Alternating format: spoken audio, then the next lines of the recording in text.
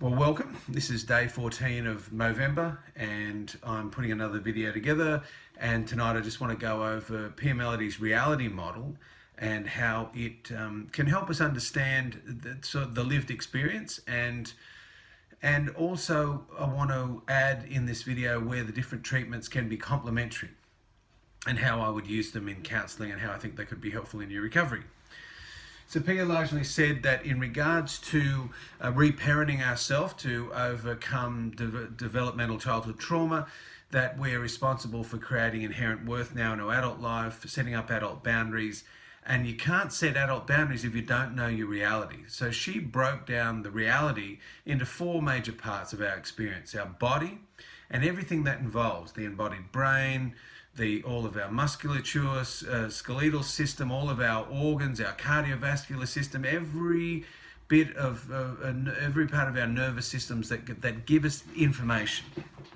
The triune brain, the Homo sapien experience where we have that executive frontal cortex, executive thinking, the limbic system that we share with other mammals, and our reptilian system that really keeps our the basic unconscious parts of us that keep us alive.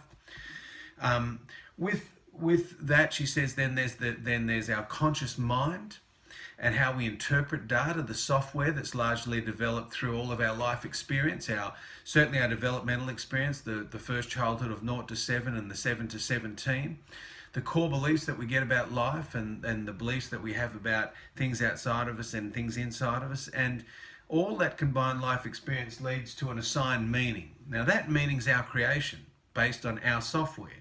So that's my sovereignty. I can't argue facts with others around what's real for me, and they can't argue facts with what's real for them. I can only determine what's true for me, same goes for you. And then from that truth, I'll have an emotional connection. It'll connect to some feelings due to my memory and understanding that I've given to that situation, and those feelings largely guide my behavioural response. Now that's the stuff I've written up in black, but the stuff I've written in red, I want to just highlight if you have experienced developmental trauma that's left you with a post-traumatic stress reaction. Now they're still debating this in regards to diagnosis, but I'm a counsellor, I'm not a psychiatrist, so I can use the layman's terms that we'd find in the Webster's dictionary, not the diagnostic terms that you'll find in the diagnostic statistical manual that the psychiatrists use. So what we know about events, if an event happens where instead of it just coming in as data, we notice that it comes in as perceived threat. Now, we're meant to have this perceived threat response because if I'm walking down a bush track and I look down, there's a brown snake, I don't need to know the statistics of a brown snake and how fast it can move. I just need to know that my body now will shift its energy and motivation into survival. And largely, I'm not going to punch a brown snake in the nose unless it's coming at me, I'm trapped and I've got to survive. But I'll jump out of the way, and all my adrenaline and cortisol needs to pump through my body immediately. So I let go, as Dan Siegel really provides a great simple hand model of the brain. That mid part of my brain, my limbic system, just gets rid of my executive thinking, and I function from fight, flight, and freeze. So largely, when I'm triggered, that trigger comes in, activates that limbic part of my body, I go straight into survival, and I will fight and flight if the adrenaline and cortisol will pump through me. Now, I will freeze if there's absolutely nothing left, or fight and flight's not working and I pass out, and literally the lower vagal system will stop the heart pumping, it'll lower my heart rate, stops it activating my brain, and I will pass out. And that could be the last. If the bear's eating my leg, my body needs to flood with natural opiates, I need to pass out and survive it, the last course of defense. Pete Walker adds in fawn, that there can be a limbic survival response developed in childhood to survive an oppressive, repressive family system that is debilitating. And I'll talk more about that when I talk about the 4 F's. William James, the author of the Spiritual Experience book quoted in the AA literature, had the quote, "Am I running because I'm afraid, or am I afraid because I'm running?" This limbic response is best summed up as I'm afraid because I'm running. I'm in the response now, and then our executive thinking comes back and we start to interpret it. Now, with that treatment, what we know now, we are blessed with techniques that are helping us deal with that limbic midbrain experience, working from the bottom of the brain up. Now, I'm not a neuroscientist, but I'm an enthusiast, and some of the things I've learned to help people are brain spotting. Now, brain spotting is being championed now by some of the trauma specialists around the world, Gabor Mate, Bessel van der Kolk. Now brain spotting came from EMDR, and largely these techniques deal with the midbrain. TRE, trauma release exercises, goes to the psoas muscle and helps release trauma trapped in the body. SE, somatic experiencing, the tapping therapies in their various different names, all address and go to the midbrain, doing trauma resolution, disconnecting that limbic response and really creating freedom for people.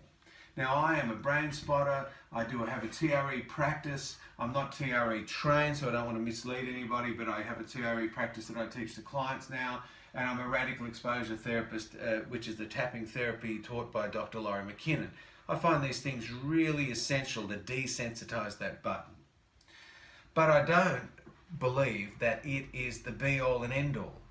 When you've grown up mentored by people that are dysfunctional, then at a cognitive level, at an emotional level, and at a behavioral level, I still need to address those issues. So in therapy, I mix up the body work and I still use, and I know it's a dirty word for a lot of folks, but I still find that cognitive behavioral therapy can be really useful to help me identify some of the especially the 7 to 17 explicit core beliefs that I might have that are debilitating.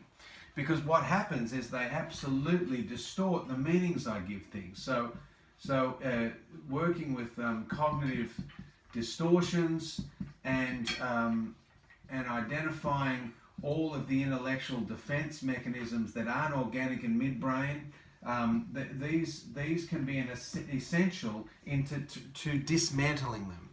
Largely, I find that these, and one of the best tools I find on the market is Pete Walker's book, where he talks about the outer and inner critic, and I will do MOvember videos on this resource. It's on his website, petewalker.com, and you can download the PDFs. But the CBT helps me to identify what are those unconscious memories now stored as beliefs that get activated for me. How, and within these you'll find Bradshaw's work on shame binds or trauma bonds. These things need to be identified, deconstructed, and dissolved.